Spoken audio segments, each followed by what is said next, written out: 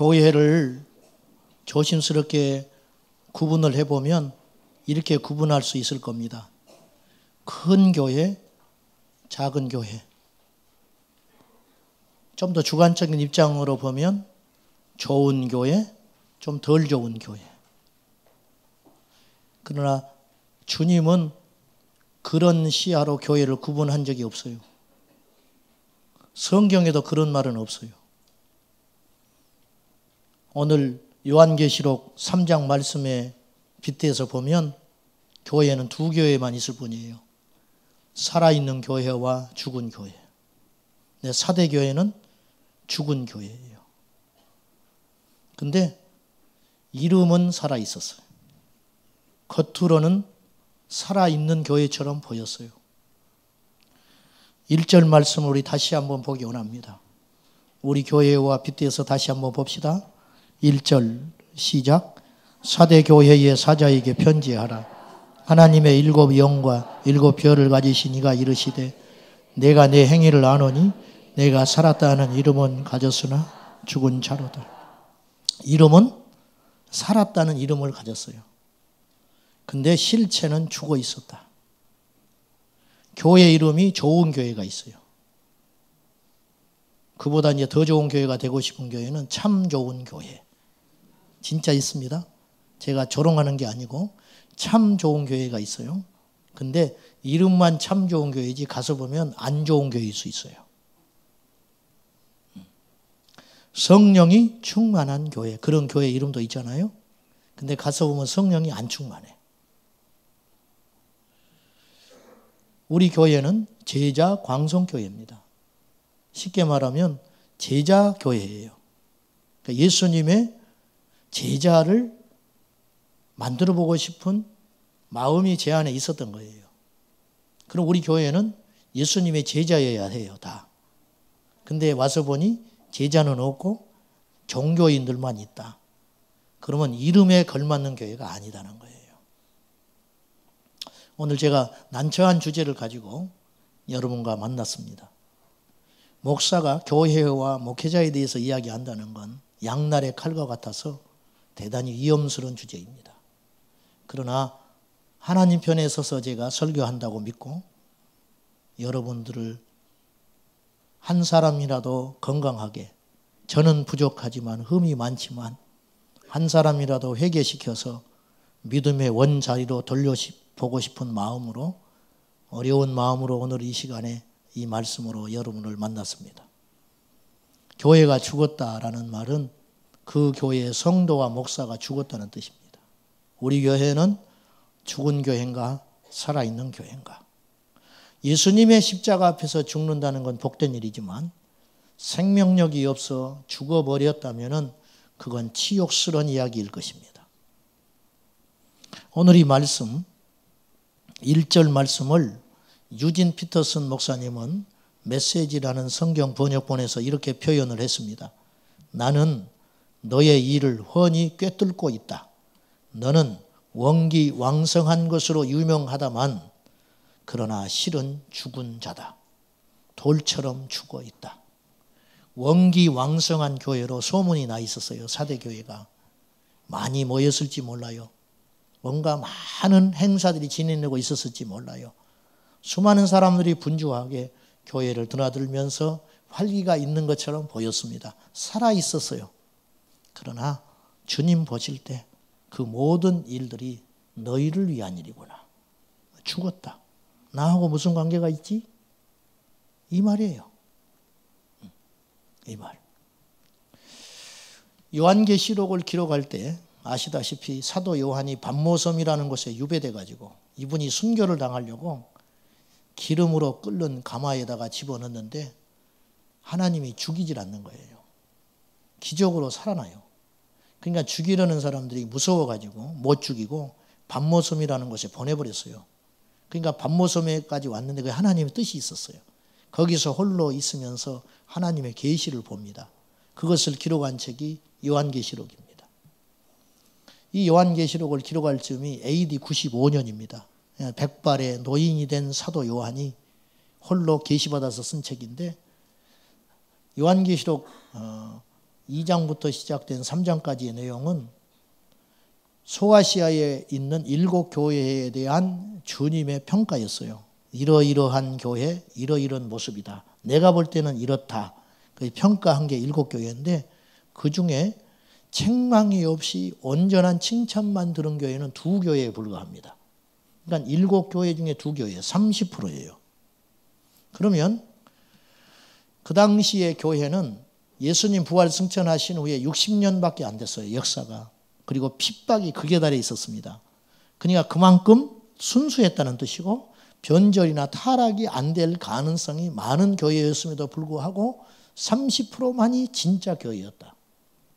그럼 거꾸로 2000년이 흘러 어느 이 시대에 핍박도 없고 아무런 예수 믿는데 장애가 없는 이 땅의 교회들은 과연 몇 프로만이 칭찬을 들을까? 우리도 무서운 거예요. 그러니까 우리 교회에도 주님이 분명히 책망할 내용이 있고 작은 것이라도 칭찬할 내용이 있을 거예요. 우리 교회는 살아있는 교회인가? 엄중하게 들어야 한다는 거예요. 그리고 빨리 돌이켜야 한다는 거예요. 돌이키지 않으면 어떤 일이 벌어지는가? 오늘 성경은 경고하고 있는데 그 내용이 3절입니다. 보십시오. 그러므로 네가 어떻게 받았으며 어떻게 들었는지 생각하고 지켜 회개하라. 만일 일깨지 아니하면 정신 차리고 회개하지 않고 돌아오지 않으면 내가 도둑같이 이르리니 어느 때에 네게 이르는지 내가 알지 못하리라. 즉 깨어있지 못하여 죽은 교회는 어떤 일이 벌어지냐면 주님의 재림이 있을 때 여지없이 하나님의 심판을 받고 불 가운데로 던져지게 될 거라는 거예요. 무시무시한 이야기입니다. 그러므로 교회의 본질은 다시 오실 우리 주님을 기다리는 거룩한 신부로 단장되는데 교회의 본질이요 목적이 있습니다. 그러므로 세가 늘어나서 확장이 되고 많은 사람들이 모여서 우리들만의 잔치로 지내고 즐겁고 좋고 행복한 것은 위험하다는 거예요. 주님과 함께 기뻐하고 본질을 쫓으면서 행복하고 기뻐하는 건 상관이 없지만은 그것을 도외시한 채 우리들끼리 날마다 즐겁게 지내고 좋게 지낸다면 불화한 일보다는 좋겠지만 결과는 똑같이 지옥의 불심판을 면할 수 없다는 거예요.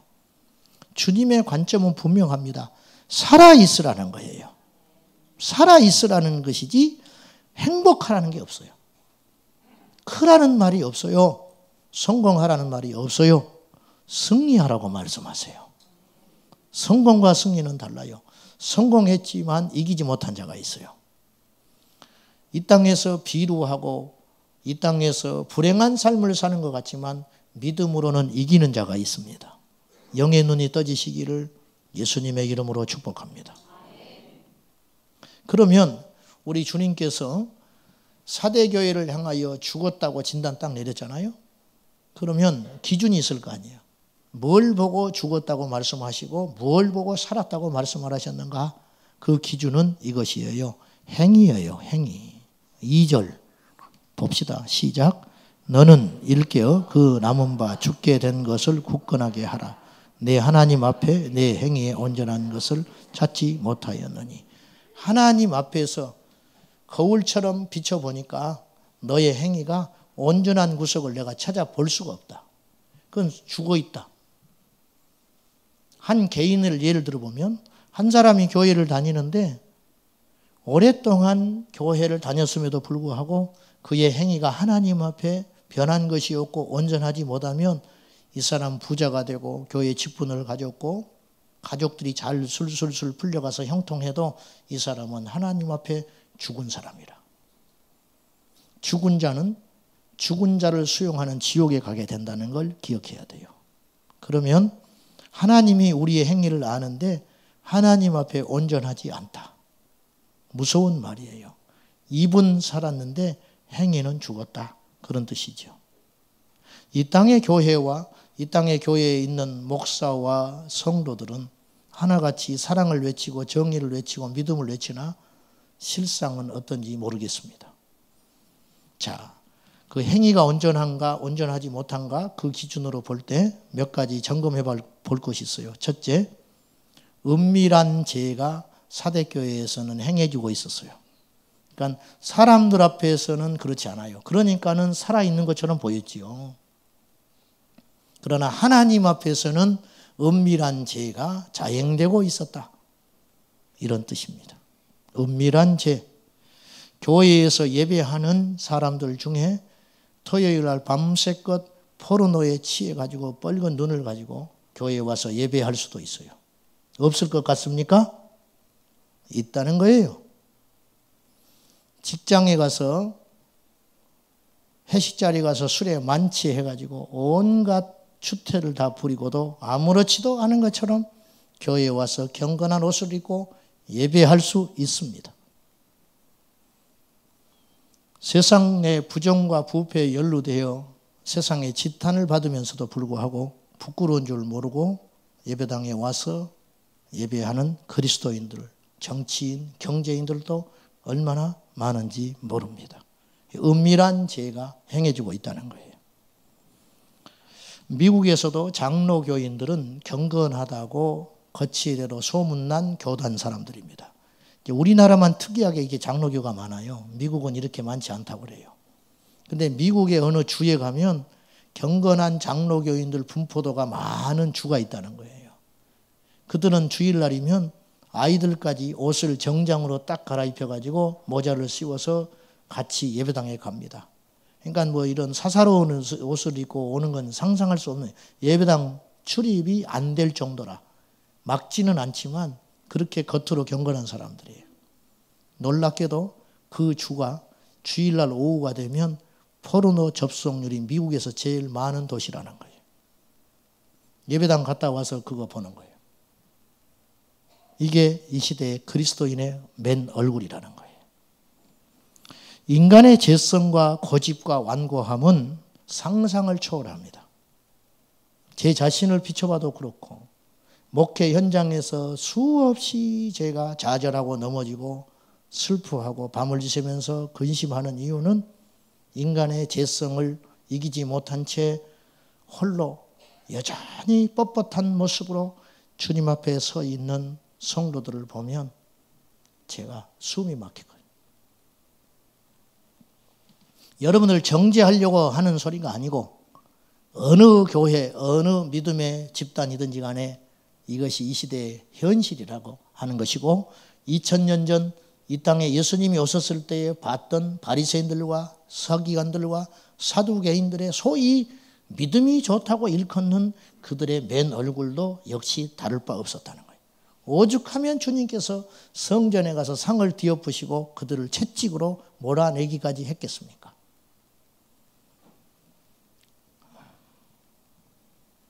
인간의 죄성이 얼마나 큰지요. 인간의 그 완고함과 고집이라는 게 얼마나 큰 것인지 알코올 중독에 빠져 있는 4명을 실험을 했어요. 2년 동안 한 폐쇄된 공간에서 정상적인 사람과 함께 2년을 지냈어요. 그러니까 술은 먹을 수도 없을 뿐만 아니라 정상적이고 건강한 사람들과 함께 2년을 산 거예요. 그래서 어느 정도 됐겠다 싶어서 내보냈어. 그로부터 1년인 후에 다시 추적을 해보니까 4명 중에 3명은 다시 알코올 중독에 빠져 있었고 1명만 알코올을 끊고 있었어요. 평생 도박에 중독된 사람들을 보십시오. 평생 도박에 중독된 사람들을 보면요. 재산 다 탕진하고 가정이 깨져버렸음에도 불구하고 나이 먹어가지고 고령 연금 받잖아요. 그거 받으면 그날 쫓아갑니다. 가서 경마합니다. 이게 인간이에요. 이게 인간이라고.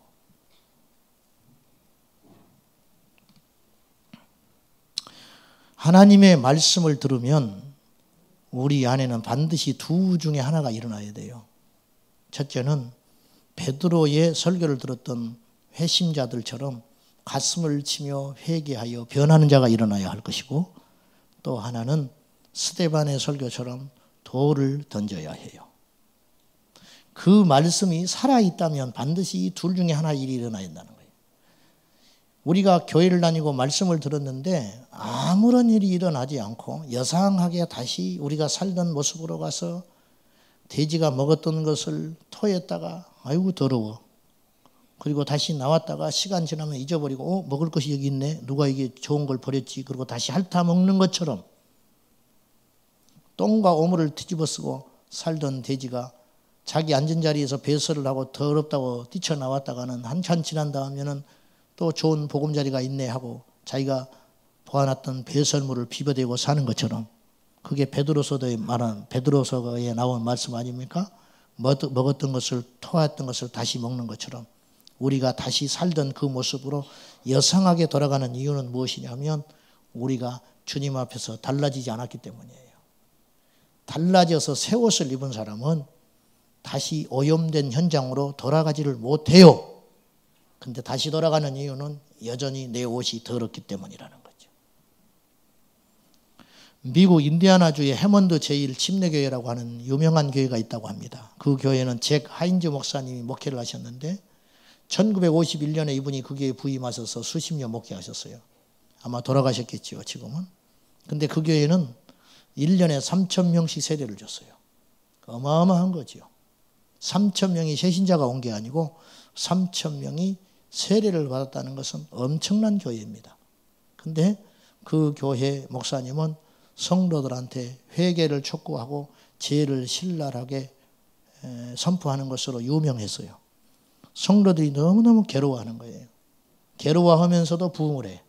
이게 하나님의 역사거든요. 아멘. 우리도 그랬으면 좋겠어. 괴로워하면서도 부흥하는 거야. 괴로워하면서도 자꾸만 목마른 사람들이 생기는 거죠. 하루는 너무 죄를 신랄하게 목사님이 송곳처럼 선포하니까 젊은이 하나가 일어나가지고 총으로 쏴버렸어요. 미국은 총기휴대가 가능하니까.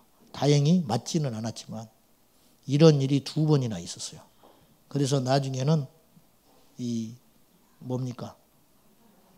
방탄 유리를 앞에 하고 설교를 해야 했어요. 그럼에도 불구하고 목사님은 물러서지 않았습니다.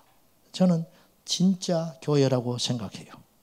살아있는 교회는 이런 능력이 있는 것입니다. 하나님의 말씀은 살았고 운동력이 있어 칼과 같이 예리하여 우리 영과 혼과 관절과 골수를 찔러 쪼개버리는 거예요. 여러분 장난삼아 수술하는 사람 없지요? 친구 따라 병원에 갔는데 수술하는 환자를 보고 나도 좀 수술 좀 해주시오. 이런 사람 없어요. 교회를 장난삼아 다니는 사람이 있어요. 우리 모친께서 예수 안 믿을 때 교회 갑시다. 내가 졸라대면 뭐라고 그러냐면 나는 취미가 없다. 그랬어요. 취미가 없대요. 교회 다닐 취미가 안 생긴대. 무슨 말인지는 제가 알아요. 그러나 그런 식으로 교회 예배당을 드나드는 수많은 그리스도인들을 저는 목격하고 있습니다. 죽은 교회지요. 의미 없는 것이지요. 주님이 볼 때는 교회가 아닌 것입니다. 기껏 헌금해서 자기들이 밥 먹고 목사 월급 주고 나면 끝나는 교회. 그런 교회를 뭐하러 모입니까? 우리가 교회에 오는 것은 말씀을 듣고 새롭게 변화되어 천국 가기 위한 것인데 교회에 다니면서도 천국을 하지 못한다면 그 교회를 뭐하러 다닙니까? 교회를 다니면서도 말씀으로 새로워지지 않는다면 그 교회를 뭐하러 다닙니까? 병원에 갔는데 병이 낫지 않고 중해졌다면 그 병원을 뭐하러 돈 갖다 주면서 시간 허비하면서 다닙니까? 나를 살려줄 수 있는 병원을 찾아 나서야지. 그것이 지혜로운 것이죠. 오늘 이 말씀은 행함이 주님 앞에 어떠한가? 첫째는 은밀한 죄가 행해지고 있었다는 뜻이고 두 번째는 주님의 십자가 밑에서 범죄하는 일이 일어나고 있었다는 뜻이에요. 교회 안에서도 역시 죄가 행해지고 있었다는 뜻이에요. 그러니까 죽어 있는 거지요. 쉽게 말씀드릴게요. 엘리 제사장이 사무엘상 2장에 보면 홈리와 비느하스가 나오는데 홈리와 비느하스는 어떤 악을 지었냐면 제사장은 그 당시 그대로 유전됐기 때문에 아버지가 제사장이기 때문에 홈리와 비느하스도 제사장 되는 거예요. 이스라엘 백성들이 하나님께 와서 제물을 드리면 그 몫은 제사장의 몫이 있습니다. 제사장은 세상의 일을 하지 않고 그걸 먹고 살았어요. 그런데 이들이 얼마나 악했든지 하나님께 드리기 전에 그 제물을 빼앗아가는 거예요. 백성들이 사정했습니다. 그러지 말라고 하나님께 드린 후에 가져가시라고 어차피 당신들 것이니까. 그러나 그 새를 못 참아서 그 좋고 살찐 양질의 부분만을 떼어서 이들이 탈취해 갔다는 거예요. 하나님이 없는 거예요. 주의 전에서 죄가 행해지고 있었다는 거예요. 심지어는 해막에서 수종드는 여인을 겁탈하기까지 했습니다. 그럼에도 불구하고 영적 영향력을 상실해버린 엘리는 백성들에게 이 소문이 흉흉하게 도니 그러지 마라 꾸짖는 걸로 마감했어요. 칼을 들어야 되는데 그러지 못했어요. 그 결과 그 집안은 멸망해버리고 말았습니다.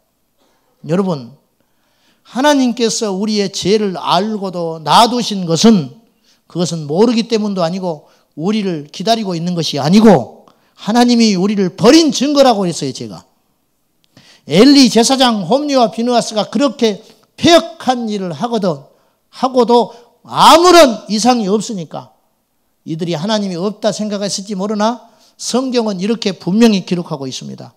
이는 하나님께서 그들을 죽이기로 작정하셨기 때문이다. 멸망시키기로 작정했기 때문에 죄를 짓고 범죄하고 잘못해도 놔둬버린다는 거예요. 제가 이건 로마서 1장을 통해서 여러분에게 몇 주 전에 설교한 적이 있어요. 여러분, 우리가 하나님 앞에 곁길로 가면 두들겨 맞아야 축복이에요. 크게 아멘 하세요. 우리가 하나님 앞에 곁길로 가면 얻어 맞아야 그것이 하나님의 살아계신 증거고 나를 버리지 않았다는 확실한 증거인 거예요. 그것이 복이거늘 그걸 모르고 제 멋대로 행하고 다니면서 하나님이 어떤 타치도 하지 않으니까 하나님이 없는 것처럼 여기고 마치 자기 행위가 문제가 없는 듯 여기고 살다가는 무서운 재앙들이 벌어지게 된다는 것입니다. 거룩하고 엄중해야 할 주님의 일들이 오늘날 무시되고 오늘날 소홀히 여겨지고 있습니다. 교회들이 모여서 족구대회를 하는 일이 있어요. 이 고양시에 교회들이 모여가지고 족구 시합을 할 때가 있다고. 가서 보면 그까짓 거 1등하면 뭐 하겠다고 교회 안 다닌 사람을 데려와요. 부정선수를. 그래가지고 예배 때 이 사람들은 피식피식 웃고 있어요. 기도할 때 눈 뜨고 있고. 그리고 한 시합 끝나면 한쪽 구석에 앉아서 담배 피우고 있어요. 예배 드리고 나서. 주님이 얼마나 마음이 아프겠어요. 제 학교 다닐 때 교회 음악 전공한 친구가 있었어요. 비난한다고 듣지 마시고 제가 여러분의 피부에 와닿는 이야기를 하려고 그러니까 이해하고 들으십시오. 저는 더 악한 죄인이지만은 우연한 게 이 친구하고 이야기를 하게 됐어요. 그때 교회를 주일날 3군데를 다닌다는, 자기 말로 표현하면 세 군데를 뛴다고 하더만. 그래서 넌 어떻게 교회를 3군데나 다니냐? 나는 한 군데 다니는 것도 벅차 죽겠는데 재주가 좋다 그랬더니 솔리스트, 찬양대 솔리스트, 돈을 받고 노래 불러주는 솔리스트. 그럼 어떻게 3군데를 다니냐? 예배 시간이 겹칠 텐데 얼른 부르고 나온다는 거예요. 그럼 어떻게 나와? 찬양돼야 돼. 자기를 배려하기 위해서 목사님께서 찬양회 끝난 다음에 기도를 한대. 그럼 기도하는 시간에 살짝 나간다는 거예요. 그래서 빨리 다른 교회를 가야 또 그 교회 가서 더 찬양을 할 수 있으니까. 그래서 한 주에 3군데 다닌다는 거예요. 그래서 얻어진 수익은 절대로 우리 호주머니에 남지 않습니다. 여호와를 경멸하는 행위를 중단해야 돼. 남의 이야기 같지요. 오늘 우리는 안 그럴 것 같습니까? 하나님의 일을 끝까지 완주하는 일이 드물어요. 힘들다고 포기하고 싫다고 포기하고 바쁘다고 포기하고 직장 생활은 그렇게들 안 하면서 하나님의 일은 소홀히 하는 경우들이 너무도 많다는 거예요. 그 일들이 무엇이냐? 십자가 앞에서 행해지는 범죄함이에요. 여러분이요, 믿는 자가 오염되는 것과 주님의 일을 수행하는 자들이 불성실하고 무책임함으로 일관하는 것은 주님께 더 큰 죄가 있다는 걸 기억하셔야 됩니다. 아나니아와 삽비라가 차라리 하나님께 드리지 않았다면 죽지 않았을 거예요. 전부를 드리려고 맘먹었다가 일부를 갈취함으로 그들은 베드로의 말을 듣고 현장에서 즉사해버렸다는 것은 우리에게 뭘 의미하는 것이겠습니까? 오늘날 주님 앞에서 우리가 얼마나 신실한가? 오늘날 우리가 주님 앞에 어떤 사명을 감당할 때 얼마나 엄중한가? 강단은 농담으로, 부흥회는 사람들을 웃기는 만담으로 가득 차 있고 사람들에게 영적인 각성을 일으키지 못한 채 행복과 평안과 치유를 외치는 거짓 선지자들에게서 우리는 속히 돌이켜야 할 것입니다. 나를 살리지 못한 곳에서 뭐하러 내 시간, 이 놀라운 인생을 허비하고 사느냐 그 말입니다. 나를 살려야 복음인 것입니다. 나를 천국으로 인도해야 복음인 것입니다. 나의 길을 만족시키고 나를 기쁘게 하는 것이 복음이 아니고 나를 살려야 복음이듯이 바로 우리가 주님의 일을 행함으로 우리가 사는 자가 되어야지 주님의 일을 행함으로 범죄하는 자의 자리에 서서는 안 되겠습니다. 제가 누차 말하지만 하나님의 일은 엄중한 것이므로 하나님의 일이 익숙해지거나 하나님의 일이 소홀히 여겨진다면 그 일은 마땅히 중단되어야 할 것이고 차라리 하지 않는 편이 낫다. 설 모임에 참석하는 걸 쉽게 생각하는 경향들이 너무 많아요. 교회에서 어떤 모임에 쉽게 빠지는 일들이 많습니다. 제가 가겠습니다. 그럼 와야 돼요. 무책임한 그리스도인들이 이 땅에 너무너무 많은 거예요. 가겠다 해놓고 안 나타나요. 아무리 기다려도 안 나타나는 거예요. 직장에서 그렇게 했다간 쫓겨나요. 근데 주의 일을 왜 그렇게 소홀히 하냐고 말이에요. 저는 여기서 수없는 사람의 다짐을 받아봤어요. 제가 충성하겠습니다. 제가 주님 오시는 날까지 이 사명을 충성하겠습니다. 몇 주 지나면 안 보여요. 왜? 싫다는 거예요. 힘들다는 거예요. 힘들 줄 모르고 이 일을 덤벼들었나요? 어려움이 없을 줄 알고 이 십자가를 진다고 감당하셨나? 있을 수 없는 일들이 오늘날 일어나고 있다는 거예요. 그러기 때문에 기적이 안 일어나는 거예요. 그러기 때문에 열매가 없는 것이에요. 힘들고 어려워도 십자가를 지고 끝까지 인내하며 주님만 바라보며 나갈 때 그 속에 역사가 일어나고 가족 구원이 일어나고 기적이 일어나고 하늘의 상급이 있는 것입니다. 저는 여러분에게 교회를 열심히 해라 그런 뜻이 아니에요. 우리 마음의 중심을 보시는 하나님께서 엄중하게 우리를 지켜보고 계시니 십자가 앞에서 범죄하지 말라. 그 말입니다. 세 번째는 죽어 있다는 말은 성도가 죽었고 목사가 죽어서 결국 교회가 죽어 있다는 뜻은 무슨 말이냐면 우리가 무슨 일을 하는데 분명히 열심히 분주하게 뭔가를 하는데 하나님의 손길은 보이지 않는다는 뜻이에요. 오늘 이 2절 말씀 내 하나님 앞에서 너의 행위가 온전한 것을 찾지 못했다는 말은 유진 피터슨 목사님은 이 말씀을 이렇게 번역했으니 한번 들어보시기 바랍니다. 네가 벌이는 그 분주한 일들로 봐서 과연 그 속에 내가 있는지 모르겠다. 내 일에서 하나님의 일은 전혀 보이지 않는구나. 그런 뜻이에요. 죽은 성도와 목회자에게서는 분주히 행하나 예수님의 모습은 나타나지 않습니다. 여러분 저는 지금 위기에 서 있다고 생각합니다. 제 스스로가. 너무 분주한 가운데 살아갑니다. 분주한 가운데서도 주님의 얼굴을 구하고 기도하는 일을 소홀히 하려고 하지 않으나 앉으면 졸음이 쏟아져요. 예배당에 앉아있으면 졸음이 쏟아져요. 이 부끄러운 일이죠. 점점점 어떤 일을 결정해야 할 일이 많아지고 어떤 리더십을 발휘해야 할 일이 나타나는데 그 속에서 주님의 모습은 어디가 있냐가 중요하다는 거예요. 이게 너무너무도 슬프고 불행한 일입니다. 그럼 여러분 이렇게 말할 거예요. 그렇게 살지 않으면 되지. 누가 너보고 그렇게 살라 하더냐. 마치 폭주기관차에 올라탄 것처럼 정신없이 하루가 쳇바퀴 돌듯이 돌아가는데 중요한 건 그 속에서 주님의 모습은 드러나는가. 이것이 우리를 너무너무 제 자신을 고통스럽게 하고 있다는 거죠. 높은 뜻 승익에 은퇴하신 김동고 목사님이 그의 페이스북에서 이런 말을 썼습니다. 예전에 교회에서 나와서 개척을 했는데 이분이 청년 목회로 유명하고 유명세가 있어가지고 책도 내고 유명해져가지고 나와서 학교를 빌려서 교회를 시작하니까 수많은 사람들이 모여들어가지고 순식간에 3,000명이 모였어요. 근데 나가는 세가 너무 많은 거예요. 교육 부서들 막 이렇게 말이 그렇지 한 5,000명 될 거 아니에요? 그러니까 빌려 쓰는 이 공간이 세가 너무 많이 나가는 거예요. 그래서 교회에서 의논해가지고 그럴 바에는 건물을 매입하는 것이 낫겠다. 장기적으로. 옳은 소리죠. 그래서 은행에 가서 돈을 빌려달라고 했어요. 1년 예산이 우리가 얼마고 모인 숫자가 얼마니까 이 정도는 충분히 빌릴 수 있는 조건이 되는 거예요. 그래 가서 맞더니 거절당했어.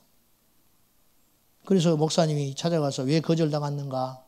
우리가 이 정도는 예산이 충분하고 절대 부도날 교회가 아니니까 안심하고 빌려도 되는 거 아닌가 했더니 이 직원이 이런 말을 했어요. 목사님 교회는 굉장히 위태롭습니다. 뭐가 위태롭냐? 목사님이 죽으면 끝나는 교회예요. 그 교회는 목사님 교회예요. 지금 그러더라는 거예요. 이 한마디가 이분의 인생을 바꿨어요. 그걸 잊지 못한다는 거예요. 자기가. 그 은행원이 하는 말이 하나도 틀린 말이 아니에요.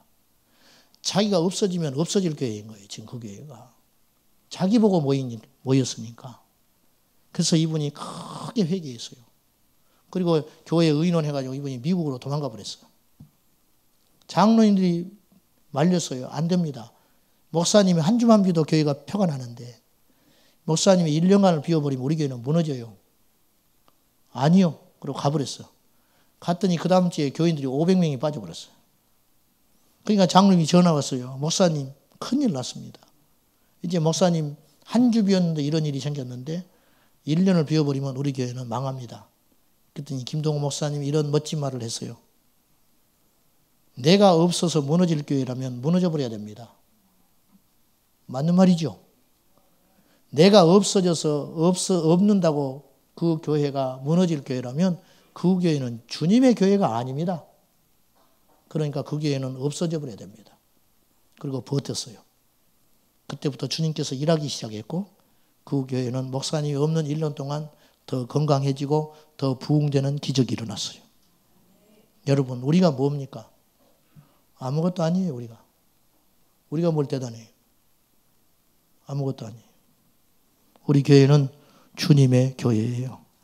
주님께 맡기면 주님이 일하셔요. 여러분의 인생도 마찬가지고 일터도 마찬가지고 자녀 문제도 마찬가지고 가정도 마찬가지예요. 주님께 맡길 때 주님께서 책임져 주시는 것. 우리가 믿음이 없어서 맡기질 못한 채 내가 주인 노릇 주인 행세하고 있으니 어디를 봐도 하나님의 역사가 안 보이니 그 교회는 살아있는 교회가 아니고 죽은 교회라는 것입니다. 여러분 이 지상에 우리나라만 5만 개 교회가 있어요. 그중에 정말 예수님이 주인인 교회, 살아있는 교회는 얼마나 될까요? 얼마나 될까? 우리 교회는 어떻습니까? 여러분이요, 큰 소리 내지 마시오. 알아주지 않는다고 말하지 마시오. 말을 하려거든 주님 앞에 기도의 소리만 있을 것이고 찬양의 소리만 있어야 할 것이고 여러분의 입에 재갈을 물리려고 하는 뜻이 아니라 우리가 정말 살아있는 생명적 공동체라면 예수님의 모습이 나타나야 한다는 거예요. 어느 교회 가면 돈이 나타나. 부자 교회 같아. 어느 교회 가면 목사님이 많이 배운 분 같아. 어느 교회 가면 이런 교회는 나는 못 다닐 것 같아. 너무 잘난 사람이 많아서. 별 볼 없는 줄 알았더니 옆에 보니 의사, 변호사, 교수. 죄송해요. 이해하고 들으세요. 우리 교회도 있으니까. 나는 이런 교회 못 다닐 것 같아. 있을 수 있는 일이에요? 그게 도대체? 있을 수 있는 일이냐고 말이요. 근데 그 본인도 문제라. 그렇다고 교회를 안 다녀? 똑같은 거예요. 똑같은 거. 다 쓸모없고 가치없는 일이거늘. 하나님 앞에 배운 자가 무슨 필요가 있고 가진 자가 무슨 필요가 있고 높은 자가 무슨 필요가 있고 성공한 자가 무슨 필요가 있어요. 하나님 앞에 다 죄인이에요. 하나님 앞에 우리가 다 죄인이죠. 뭐가 있어요? 사랑하는 성도 여러분들, 앞으로도 그렇지만은 예수님만 드러나는 교회, 예수님만 드러나는 사역, 예수님만 드러나는 하나님의 일 될 수 있기를 축복합니다. 사대 교회를 향한 주님의 사랑스러운 처방이 있습니다. 그건 무엇이냐? 바로 3절 말씀에 있습니다. 봅시다. 시작. 그러므로 내가 어떻게 받았으며 어떻게 들었는지 생각하고 지켜 회개하라.